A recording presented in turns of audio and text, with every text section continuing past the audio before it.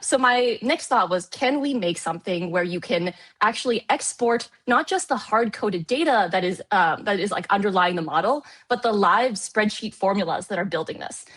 So I used yet another Google Apps script, not too dissimilar from the way that we built the QBR decks.